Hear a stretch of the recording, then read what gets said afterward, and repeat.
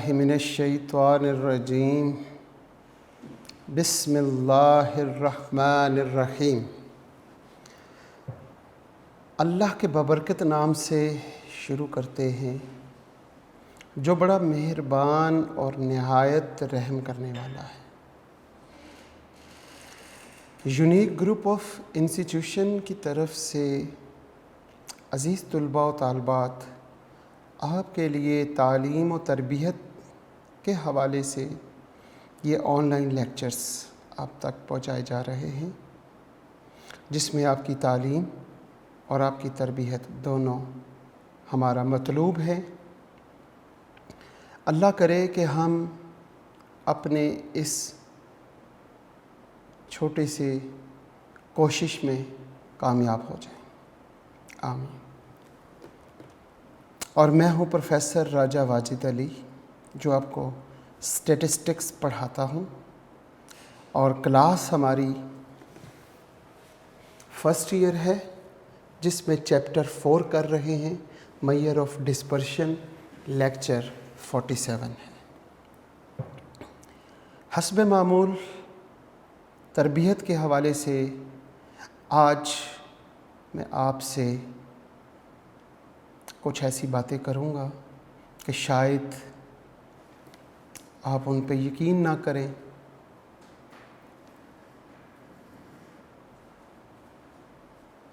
तवक्कल एक लफ्ज़ जो मेरे बच्चों ने सुन रखा है, अल्लाह करे ये लफ्ज़ दिल में उतर जाए। अल्लाह पर तवक्कल, ये जो मैंने 3 अल्फाज अल्लाह पर तवक्कल, ये 3 अल्फाज मेरे बच्चों के दिल में उतर जाए। ऐ अल्लाह, तुझ पर तवक्कल मेरे बच्चों के दिल में मौजूद हो।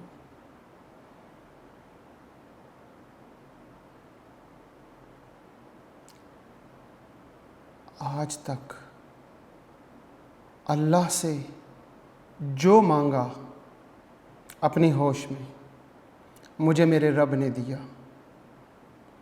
अल्लाह पे इतना तवक्कल है, इस कदर अल्लाह पे तवक्कल मुझे भी है, और आप सब बच्चे अल्लाह पर तवक्कल रखें। अगर आपको कायनात में किसी भी चीज़ की ज़रूरत है तो अल्लाह पर तवक्कल रखें, अल्लाह से मांगें, अल्लाह देगा और बहुत जल्द देगा।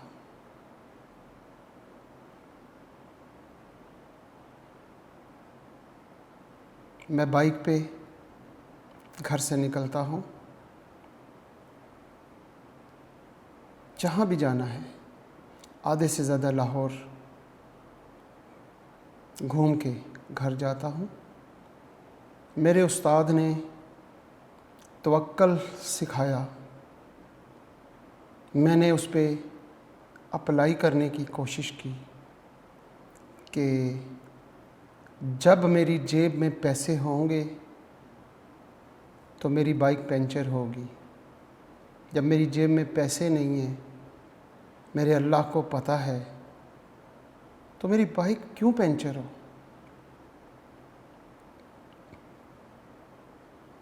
पेट्रोल ख़त्म होने से पहले मेरा रब मेरी जेब में पैसे डाल देगा। मैंने पहले ही कहा था कि मैं आज तवक्कल पर कुछ ऐसी बातें कहूँगा कि शायद आप समझें कि ये सर को क्या हो गया। मुझे कुछ वही हो गया जो एक ख़तीब मस्जिद में अल्लाह पे तवक्कल सिखाते हुए कह रहा था कि जब आप अल्लाह का नाम लेकर नहर पे चलना शुरू करो, पानी पे चलना शुरू करो, तो पानी पे चल के नहर क्रॉस हो जाती है। उनका एक नमाजी, एक मुक्तदी, क्या वाकई ऐसा हो सकता है? दिल में सोचा उसने। वो गांव में नहर की दूसरे तरफ से आया करता था, सबसे लेट आया करता था। एक दिन उसने कहा कि मौलवी साहब ने तो ये बात कही थी, क्यों ना मैं अल्लाह पे तवक्कल करके ऐसा करके देखूं। और जब उसने अल्लाह पे तवक्कल किया, नहर पे पाँव रखा, चलना शुरू हो गया पानी पर, क्योंकि तवक्कल अल्लाह पर था। और कितना तवक्कल था, वो तो बेचारा अनपढ़ था, पढ़ा लिखा नहीं था, तो उसका तवक्कल बहुत मजबूत था अल्लाह पे। ये तो हम लोगों ने पढ़ लिख कर हम प्रूफ मांगते हैं, क्या ऐसा हो सकता है? क्या हमने नहीं देखा कि पानियों में घोड़े दौड़ा दिए? अल्लाह पे तवक्कल।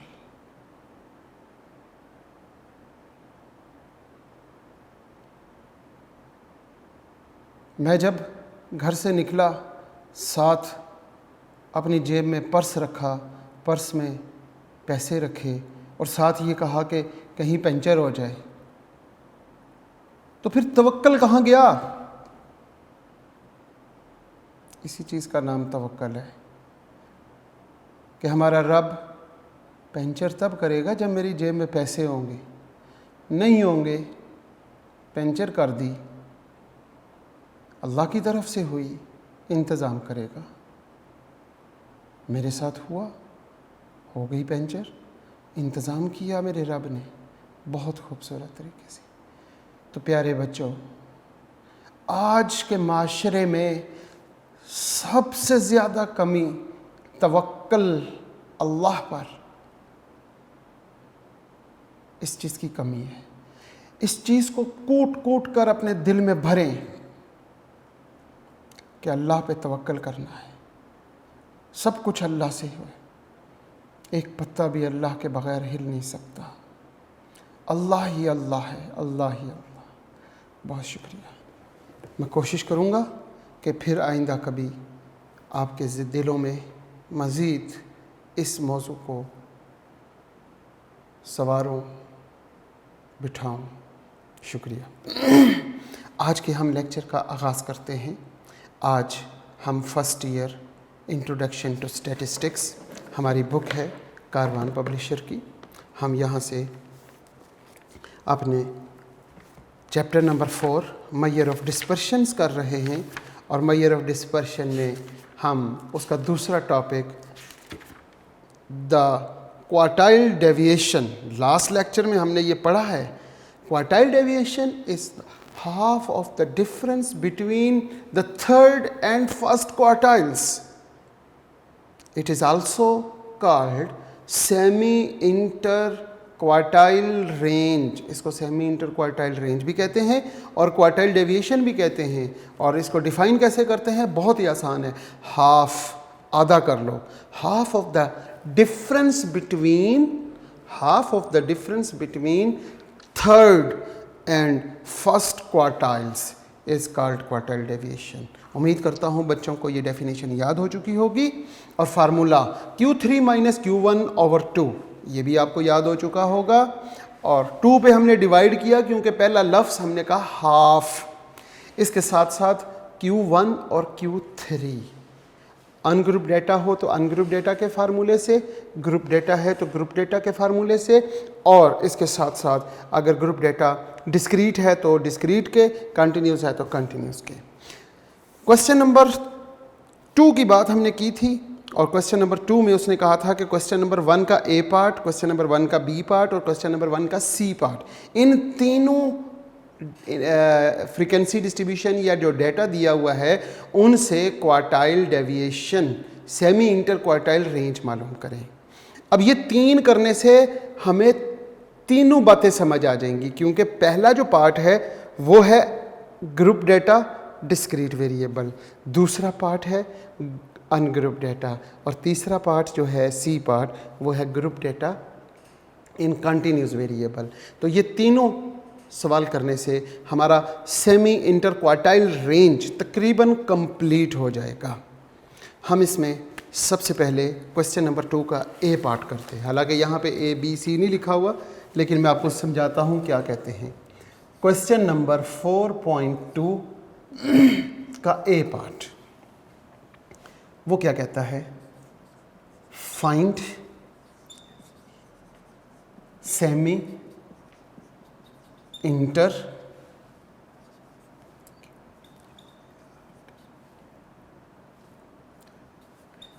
Inter quartile range for the following frequency distribution। और फ्रीक्वेंसी डिस्ट्रीब्यूशन क्या दी हुई है? नंबर ऑफ पर्सन और नंबर ऑफ हाउसेस 1 2 3 4 5 6 और 7। और नंबर ऑफ हाउसेस वो हमारे पास है 26, 113, 120, इसके बाद 95, इसके बाद 60, 42 और 21। जैसे रेंज में हमने कहा it is simplest measure of dispersion, यहाँ पे हम नहीं कह सकते सिंपलेस्ट, क्योंकि यहाँ पे हमें कुछ काम करना पड़ेगा। वहाँ पे तो हमने 2 वैल्यूज़ निकाल के माइनस किया और सॉल्व कर लिया। अब ये ग्रुप डेटा है, पूछा क्या हुआ है? सेमी इंटर क्वार्टाइल रेंज पूछा हुआ है। हम यहाँ पर सेमी इंटर क्वार्टाइल रेंज या फिर इसका नाम है क्वार्टाइल डेविएशन, ये पूछा हुआ है। इसका फार्मूला आता है, क्या होता है फार्मूला इसका? Q3 माइनस Q1 ओवर 2, ये इसका फार्मूला है। अगर Q1 और Q3 की वैल्यू वो खुद दे दे, फिर तो बस यहाँ माइनस करके 2 पे डिवाइड करें, ये भी सिंपल हो जाएगा। लेकिन Q1 और Q3 उसने खुद नहीं दिया, उसने डिस्ट्रीब्यूशन दे दी। अब डिस्ट्रीब्यूशन है ग्रुप डेटा, फ्रीक्वेंसी डिस्ट्रीब्यूशन दी हुई है ना, ये फ्रीक्वेंसी है। ये हमारे पास जो है ना, ये जो है ये x है और ये फ्रीक्वेंसी है। जब कभी किसी डेटा में फ्रीक्वेंसी मौजूद हो तो वो जो फ्रीक्वेंसी होगी उसकी वजह से वो डेटा ग्रुप डेटा कहलाएगा। अब ग्रुप डेटा में हमारे पास 2 मेथड हैं क्वार्टाइल्स Q1 और Q3 मालूम करने के। एक group data in discrete variable, एक group data in continuous variable. अब यहाँ पे डेटा को देखें कि ये डिस्क्रीट है या कंटिन्यूस है। हमारे पास है नंबर ऑफ पर्सन। क्या नंबर ऑफ पर्सन 1 हो सकता है? एक नंबर ऑफ पर्सन हो सकता है। नंबर ऑफ पर्सन 2 हो सकता है, बिल्कुल हो सकता है। इन दोनों वैल्यूज़ के दरमियान लाखों अरबों वैल्यूज़ हैं। क्या उनमें से कोई पॉसिबल है? यानी कि मैं अगर कहूँ नंबर ऑफ पर्सन में पॉसिबल है 1.5 यानी 1.5 बंदा, ऐसा तो नहीं पॉसिबल। 1.35 ये भी पॉसिबल नहीं है। तो 1 और 2 के दरमियान कोई भी वैल्यू अज्यूम नहीं कर सकते, लिहाजा नंबर ऑफ पर्सन होने की वजह से ये जो वेरिएबल x है ये डिस्क्रीट वेरिएबल है। जब ये डिस्क्रीट वेरिएबल है, 1 और 2 के दरमियान कोई भी वैल्यू हम अज्यूम नहीं कर सकते। नंबर ऑफ पर्सन में 3 और 4 के दरमियान कोई वैल्यू को अज्यूम नहीं कर सकते। क्या 1 और 7 के दरमियान each and every value possible या ओनली सम स्पेसिफिक वैल्यूज? ये 2 बातें होती हैं। Each and every value assume, अगर हम 2 वैल्यूज के दरमियान ईच एंड एवरी वैल्यू को अज्यूम कर सकें तो वो कंटिन्यूस होता है, और अगर ना कर सकें, सिर्फ स्पेसिफिक वैल्यूज़ अज्यूम कर रहे हों, तो वो डिस्क्रीट होता है। अब मेरे बच्चों को ये बात मज़ीद अच्छी तरह समझ आ चुकी होगी। ये चैप्टर 1 से हमने शुरू किया हुआ है, डिस्क्रीट वेरिएबल और कंटिन्यूस वेरिएबल, डिस्क्रीट डेटा और कंटिन्यूस डेटा। तो ये डिस्क्रीट है। डिस्क्रीट के मेथड से Q1 और Q3 पहले मालूम करें। जब वो ये दोनों मालूम हो जाएंगे तो फिर आप यहाँ पर वैल्यूज़ पुट करके सेमी इंटरक्वार्टाइल रेंज मालूम कर सकते हैं। अब हम बात करते हैं डिस्क्रीट वेरिएबल में Q1 का formula. Q1 is equal to the value corresponding of n by 4th term in cumulative frequency। लिहाजा हमें कॉम्युलेटिव फ्रीक्वेंसी की भी ज़रूरत पड़ेगी। कॉम्युलेटिव फ्रीक्वेंसी क्या होती है, बहुत से बच्चों को मालूम है। कॉम्युलेटिव फ्रीक्वेंसी की पहली वैल्यू तो हम वैसे ही लिख देते हैं 26, ये वाली वैल्यू वैसे लिख दी। अब इसको प्लस करेंगे नेक्स्ट फ्रीक्वेंसी में 6, 7, 8, 9, 2 एंड 3 और ये 139 हो गया।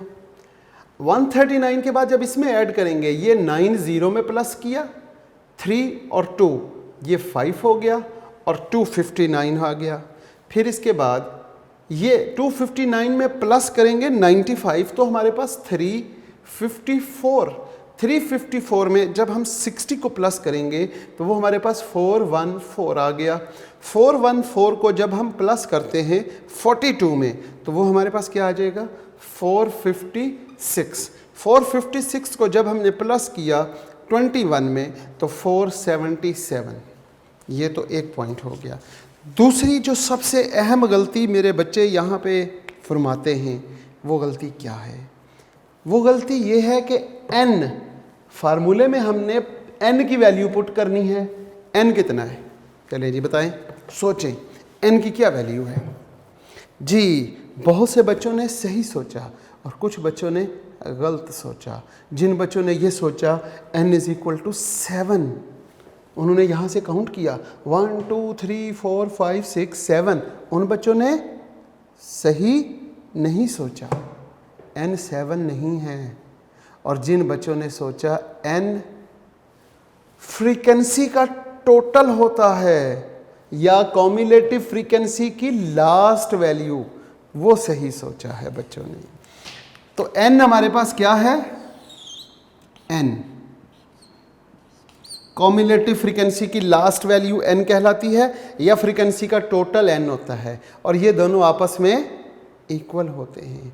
n is equal to 477। अब यहाँ पे हम वैल्यूज पुट करते हैं। द वैल्यू, ये Q1 मालूम कर रहे हैं, the value corresponding of 477 over 4th term in cumulative frequency Q1, the value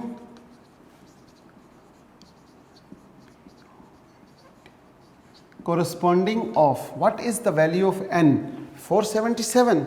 उसको जब आपने 4 पे डिवाइड किया तो आपके पास जवाब आ गया 119.25, 119.25 टर्म इन कॉम्युलेटिव फ्रीक्वेंसी। अब आपने क्या करना है, 119.25 यहाँ पे देखना है, क्या 119 यहाँ पर मौजूद है? बिल्कुल नहीं।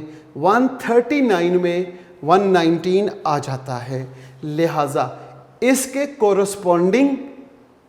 कोरस्पॉन्डिंग जो वैल्यू है वो हमारा Q1 है।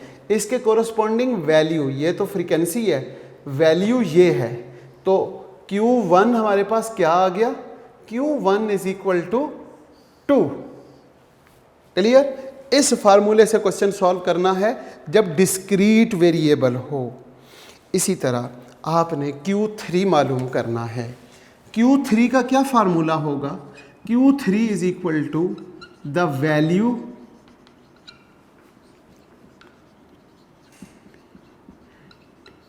corresponding of 3n/4 term in cumulative frequency। इस फार्मूले में फिर हम वैल्यू पुट करेंगे n की, the value corresponding of 477 over 4th term in cumulative frequency Q3, the value corresponding of, आपने क्या करना है, 477 को 3 से मल्टीप्लाई करना है। करें ना ज़रा कैलकुलेटर पे मल्टीप्लाई, जो जवाब आए उसको 4 पे डिवाइड करना है। जी क्या जवाब आया? 357.75। तो यहाँ पे हम लिखेंगे 357.75 टर्म इन कॉम्युलेटिव फ्रीक्वेंसी। अब हम यहाँ पे Q3 357.75 को हम कॉम्युलेटिव फ्रीक्वेंसी में देखेंगे कि 357 कहाँ है। 357 26 में तो हो नहीं सकता, 139 में भी नहीं, 259 में भी नहीं, ये 354 है और हमें चाहिए 357। तो 357 354 में भी नहीं होता, लिहाजा यहाँ पे 357 मौजूद है। पहली मर्तबा कॉम्युलेटिव फ्रीक्वेंसी में 414 में मौजूद है 357.75। अब हमने देखना है कि ये इसके कोरस्पॉन्डिंग वैल्यू, और ये तो फ्रीक्वेंसी होती है, वैल्यू ये है, तो ये वैल्यू हमारे पास Q3 है। ठीक है जी, Q3 3 नहीं, वो वैल्यू है और वो है 5। अब हम आ जाते हैं अपने क्वेश्चन की तरफ। क्वेश्चन में तो उसने क्या पूछा था, क्वार्टाइल डेविएशन या सेमी इंटर क्वार्टाइल रेंज। उसने पूछा था सेमी इंटर क्वार्टाइल रेंज और फार्मूला था Q3 माइनस Q1/2। अब हम इस फार्मूले में वैल्यूज पुट करेंगे और क्वेश्चन सॉल्व कर लेंगे। सवाल था सेमी का मतलब होता है half, semi inter quartile range, तो हाफ तो करना है, is equal to what is the value of Q3, it is 5 minus Q1 वो है 2 और डिवाइडिंग बाय 2। अब आपने 5 में से 2 माइनस किए तो 3/2 इज इक्वल टू 1.5। ये है quartile deviation, semi inter quartile range या क्वार्टाइल डेविएशन। उम्मीद करता हूँ कि क्वेश्चन नंबर 4.2 का ए पार्ट, जिसमें उसने सेमी इंटर क्वार्टाइल रेंज पूछा था, of the following frequency distribution, और फ्रीक्वेंसी डिस्ट्रीब्यूशन उसने दी थी। और फ्रीक्वेंसी डिस्ट्रीब्यूशन ग्रुप डेटा में, जब डिस्ट्रीब्यूशन और साथ फ्रीक्वेंसी है तो वो ग्रुप डेटा है। ग्रुप डेटा में नंबर ऑफ पर्सन्स जो हैं ये डिस्क्रीट है, इसलिए हमने ये फार्मूले यूज़ करके फाइंड कर लिया। क्लियर हो गया होगा इंशाल्लाह मेरे सारे बच्चों को। अब हम चलते हैं इसी के बी पार्ट की तरफ, और बी पार्ट में आपको मालूम है मज़ीद 3 पार्ट हैं। तो बी पार्ट का पहले हम फर्स्ट पार्ट करेंगे, फिर सेकंड और फिर थर्ड। और अगर आप कहते हैं तो मैं एक करवाने के बाद बाकी दोनों पार्ट्स आपके ज़िम्मे दे देता हूँ कि आप खुद कर लीजिएगा।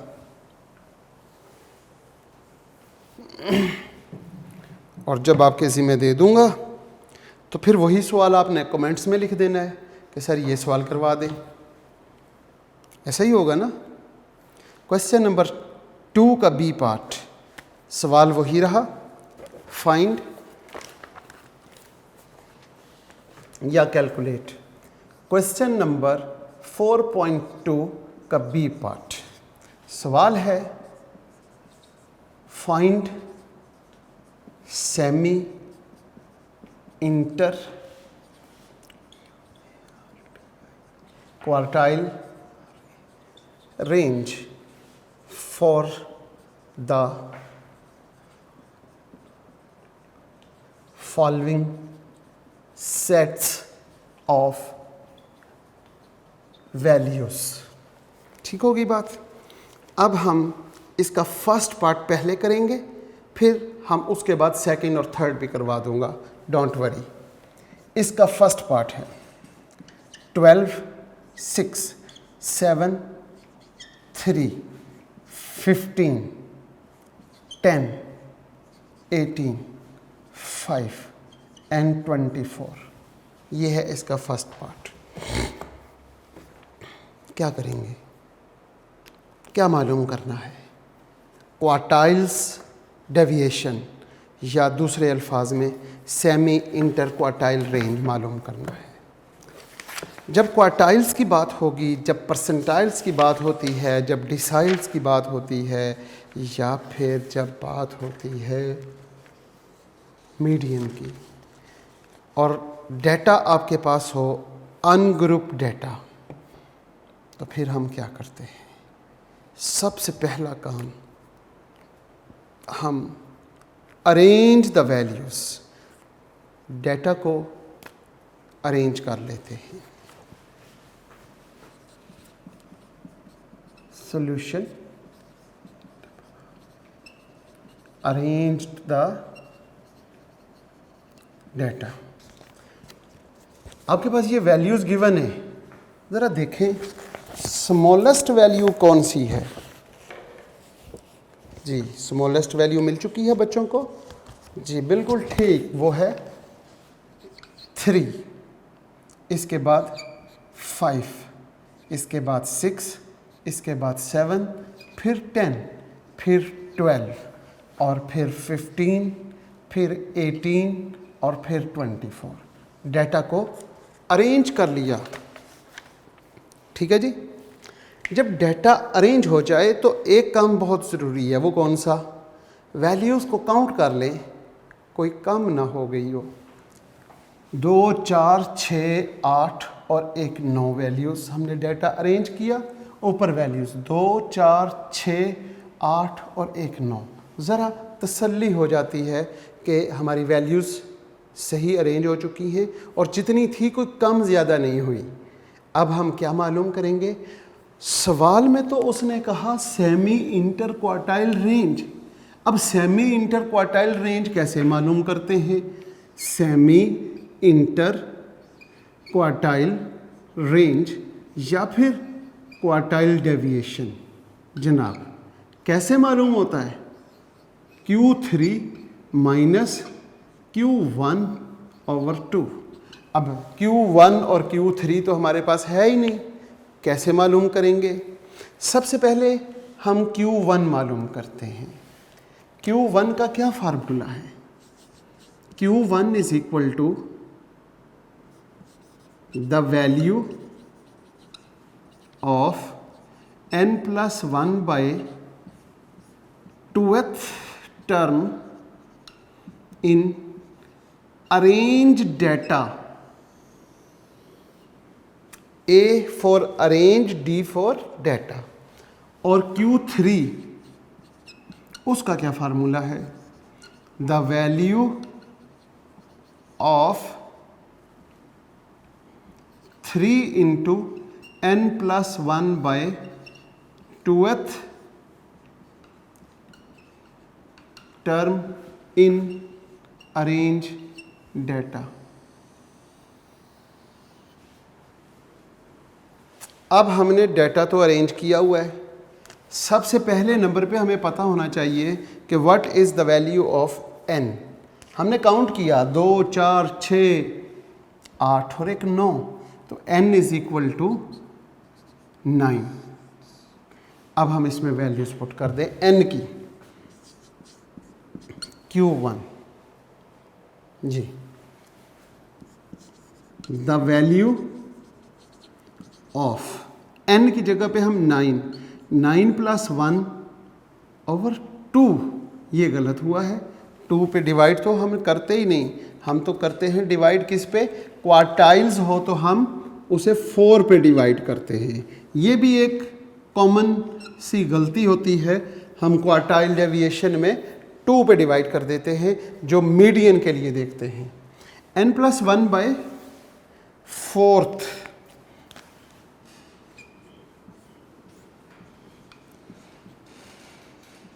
टर्म इन अरेंज डेटा, हम लिखेंगे Q1 the value of n+1 कितना होता है, 10/4 term in arrange data. Q1 the value of 10 को अगर हम 4 पे तकसीम करें यानी डिवाइड करें तो वो हमारे पास आ जाएगा 2.5 टर्म इन अरेंज डेटा। जब यहाँ पे पॉइंट्स में आ जाए तो फिर थोड़ा सा हमें सोचना पड़ता है कि क्या करें। हम सोच के कर लेते हैं जनाब सॉल्व। Q1 जो पॉइंट से पहले है वो 2 है, तो हम लिखेंगे सेकंड वैल्यू, इसके बाद प्लस कर देते हैं 0.5 और इनटू क्या, यहाँ पे जो वैल्यू लिखी उससे नेक्स्ट वैल्यू वो है, यहाँ सेकंड है तो यहाँ पे थर्ड वैल्यू माइनस फिर सेकंड वैल्यू। सेकंड वैल्यू क्या है आपके पास, 1 और ये 2, ये है सेकंड वैल्यू। तो सेकंड वैल्यू की जगह पर आपने क्या लिखना है, 5Q1 प्लस 0.5 थर्ड वैल्यू आपके पास ये है 6 माइनस सेकंड वैल्यू। अब इसको सॉल्व कर ले, 5 प्लस 0.5 6 माइनस 5 1 को जब इससे मल्टीप्लाई करेंगे तो क्या आएगा, 5 प्लस 0.5 इसमें प्लस कर देंगे तो 5.05। तो ये आपके पास Q1 आपके पास क्या आ गया, 5.5। अब Q2 के बजाय हम Q3 मालूम करेंगे। और Q3 क्या है, Q3 का ये फार्मूला है, इसमें वैल्यू पुट करते हैं। Q3 is equal to the value of 3 into 9+1/4 term in arrange data.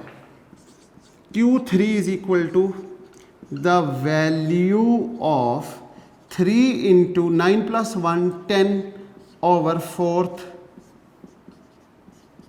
term in arrange data. Q3 is equal to the value of 10 को 3 से मल्टीप्लाई करें 30 को 4 पे डिवाइड करें तो 7.5। यहाँ पे हम लिखेंगे 7.5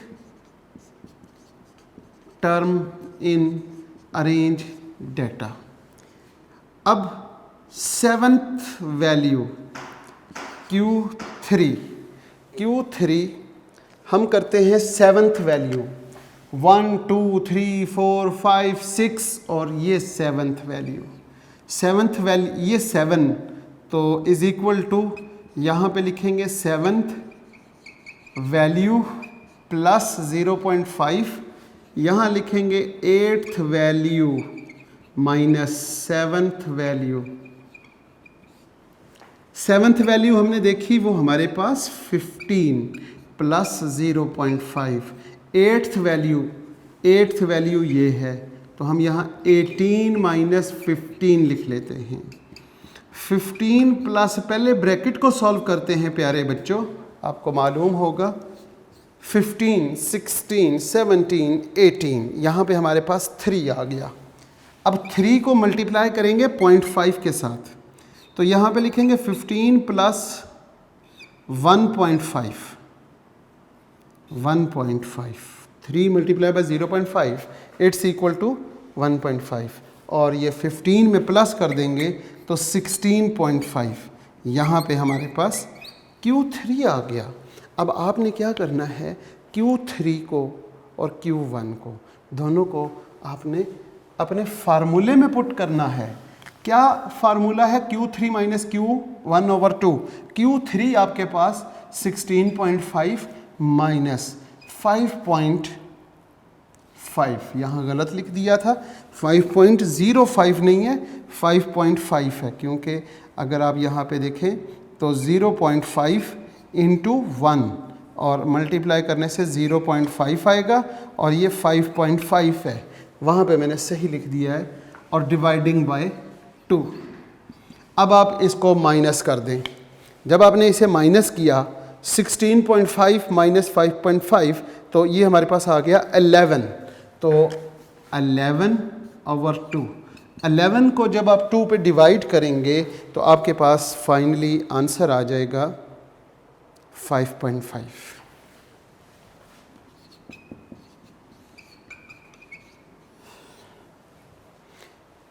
ये था क्वेश्चन नंबर 2 का बी पार्ट। और बी पार्ट में इसका फर्स्ट पार्ट जिसमें ये ऑब्जर्वेशंस गिवन थी और उनसे आगे हमने क्वार्टाइल डेविएशन पहले Q1 और Q3 मालूम किया।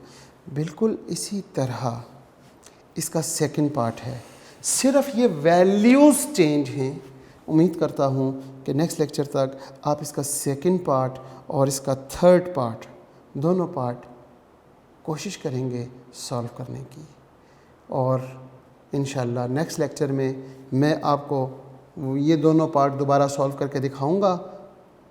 शायद अगर आप सब ने कर लिया होगा तो फिर रहने दूंगा, नहीं तो फिर कर दूंगा, कुछ बच्चों का अगर रह गया होगा तो। ये था क्वार्टाइल डेविएशन, जो दूसरा टॉपिक। आज के लेक्चर में क्वार्टाइल डेविएशन को हमने सीखा group data in discrete variable में, और इसके साथ साथ हमने सीखा ग्रुप डेटा इन अनग्रुप डेटा, जो यहाँ पे हमने सीख लिया। इंशाल्लाह नेक्स्ट लेक्चर में मुलाकात होती है। आज के लेक्चर का इख्तिताम इस दुआ के साथ कि अल्लाह ताला अज़ीज़ तुलबा व तालबात सदा खुश रहें, सलामत रहें और सेहत वाली ज़िंदगी आपको अल्लाह ताला अता करे। वालदैन का साया ता क़यामत कायम रखे और ख़ात्मा बिल ईमान पर हो। आमीन। अल्लाह हाफ़िज़।